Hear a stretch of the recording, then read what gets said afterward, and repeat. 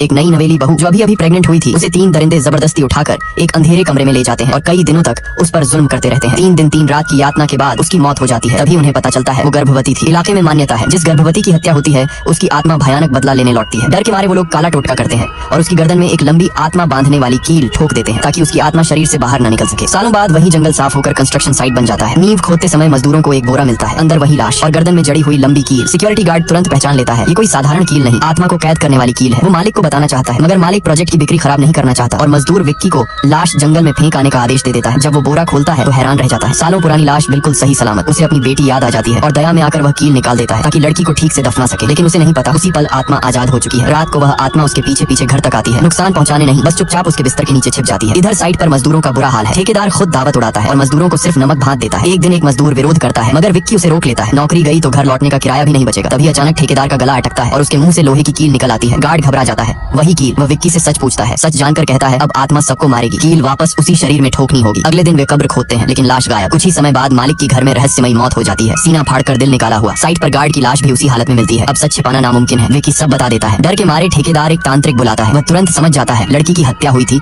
और उसकी आत्मा बदला ले रही है। उपाय सिर्फ एक, कील फिर गर्दन में ठोकनी होगी। रात को पूजा शुरू होती है लेकिन आधे मंत्र पर ही आत्मा उसके पीछे प्रकट होती है और तांत्रिक मारा जाता है। ठेकेदार विक्की पर इल्जाम लगाता है और मारने दौड़ता है। तभी आत्मा असली रूप में सामने आती है और उसे पकड़ लेती है। ठेकेदार चिल्लाता है कील ठोक दो। विक्की हिचकता है। तभी आत्मा का चेहरा शांत लड़की में बदल जाता है। उसकी आंखों में दर्द देखकर उसे सच्चाई समझ आ जाती है। वो निर्दोष थी। अचानक ठेकेदार उसे धक्का देता है। वह बेहोश हो जाता है। आत्मा फिर राक्षसी रूप में लौटती है और ठेकेदार को मार देती है। अगली सुबह अस्पताल में उसकी आंख खुलती है। अपनी बेटी की फोटो देखते हुए उसे उस लड़की पर दया आती है और उसे पता भी नहीं चलता वह आत्मा अभी भी वही है जिसने उसे एक बार मुक्त किया। अब वह पूरी जिंदगी उसकी रक्षा करना चाहती है।